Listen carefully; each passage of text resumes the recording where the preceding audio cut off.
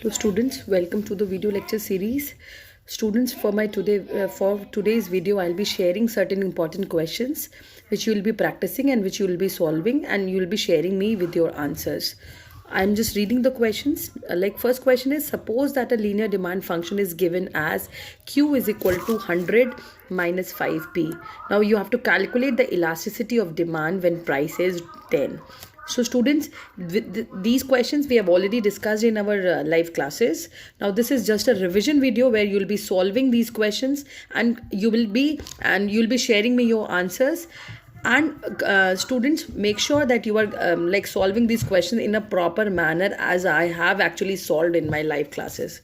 Okay, now the second question is related to demand function. The demand function is given as QD is equal to 30 minus 1.5p. Now here the QD actually represents the quantity demanded and P is given as price. You have to calculate the elasticity of demand at price of rupees 16. Okay, hope the question is clear. I have tried to click the pictures from the book so that you are able to practice these questions. Now the third is again a problem solving question. Now an individual spends all his income on 3 goods. Now यहाँ पे 3 different goods की like आपको वो दे रखी है, spending habit दे रखी है consumer की.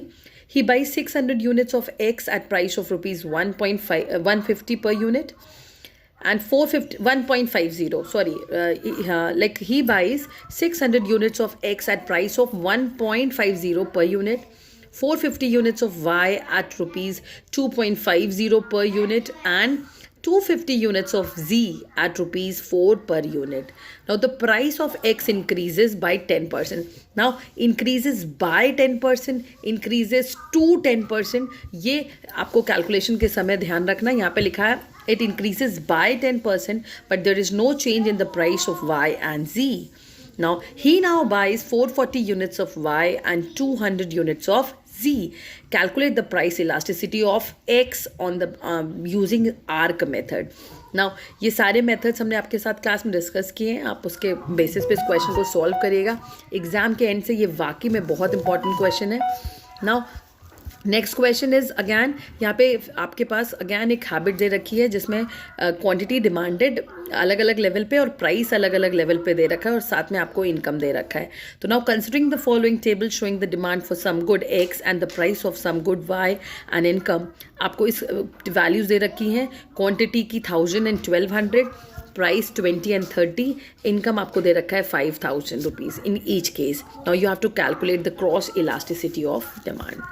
Okay, now next problem is on the basis where you have to calculate the category. Now category of elasticity. Okay, so you have to categorize the nature of elasticity, whether it is elastic, inelastic or unit elastic. यहाँ पे ये भी question हमने आपको similar question class में discuss किया था. Now the first is where quantity is 100 minus 4p and price is given as rupees 20. Now second category, ये अलग अलग पार्ट्स है बेटा, तो अलग अलग लेवल पे सॉल्व करेंगे. अलग पार्ट्स और अलग अलग कैटेगरी में आप बताएंगे कि इलास्टिक है कि इनइलास्टिक है.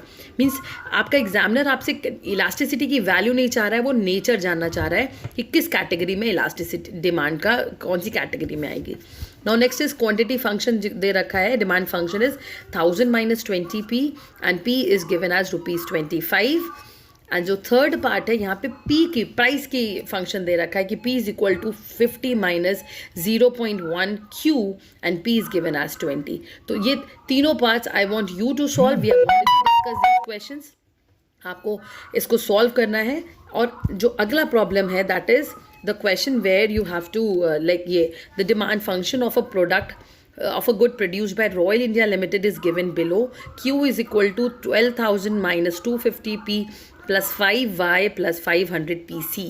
अब ये बहुत सिंपल क्वेश्चन है. यहाँ पे p का मतलब है price, y is per capita income, pc is the price of related goods, q is quantity demanded of Royal India Limited. Now the current price charged by Royal India Limited for the good is rupees 10. Now the price of related commodity is given as rupees. Okay, यहाँ पे थोड़ा सा picture आने में problem हो गया. It is given as rupees 11. याद रखिएगा rupees 11 and per capita income is 1000. Again calculate क्या करना है आपको कि like if the marketing manager of Royal India proposed to reduce the price of goods by 10%, the change in sales volume क्या होगी?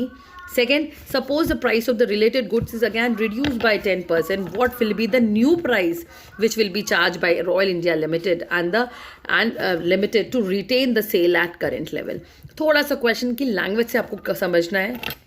And the last question which you have to calculate is यहाँ पे fresh bake और dean bake जो है वो wedding cake sell करते हैं. Now assume that the current wedding cake sales is to be, आपको फंक्शन दे रखा है, quantity function is 160 and quantity demanded is 620. Now the demand function for both the competitors are, fresh cake के लिए जो demand दे रखी है PF वो देर equals to 750 minus 0.3 QF and demand of ये ड्रीम बेक का दे रखा है PD which is equal to 700 minus 0.5 QD. तो जो QF है वो बेसिकली फ्रेश केक की डिमांड्स के लिए लेते हैं और QD जो है ड्रीम बेक के लिए है. ठीक है. नाउ इसी के कंटिन्यूएशन में आपका जो सेकेंड पार्ट आता है कि यहाँ पे आपको कैलकुलेट क्या करना है. तो आपको कैलकुलेट करना है पॉइंट इलास्टिसिटीज़ जो कि फ्रेश बेक और ड्रीम बेक की हैं. दूसरा, अगर फ्रेश बेक रिड्यूस कर रहा है price of wedding cakes, there by increasing the sales from 1650 to 1734. तो ये बाय नहीं है, टू है. लैंग्वेज का आपको कैलकुलेशन में समझना है. To 1734 units and dream bake cake sales to 610 units. Now, what is the cross elasticity between fresh bake and dream bake wedding cakes?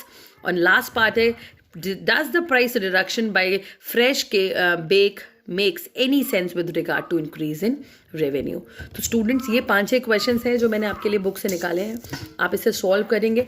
आज इसीलिए कोई फर्दर नया वीडियो नहीं है because just I am trying to bring you back to जहाँ पे हमने 1 महीने पहले आपको छोड़ा था. तो थोड़ा सा रिविजन के लिए हमने आपको ये वीडियो दिया है. बाकी जो नेक्स्ट वीडियो क्लास होगी उसमें हम आपको कंजम्पशन फंक्शन के कंटिन्यूएशन में काम करवाएंगे. ओके, चलिए, थैंक यू स्टूडेंट्स. सॉल्व करके आप इस आधे घंटे को यूटिलाइज करिए, सॉल्व करिए और मुझे अपने आंसर्स ग्रुप पे सेंड करिए. ओके, थैंक यू बेटा.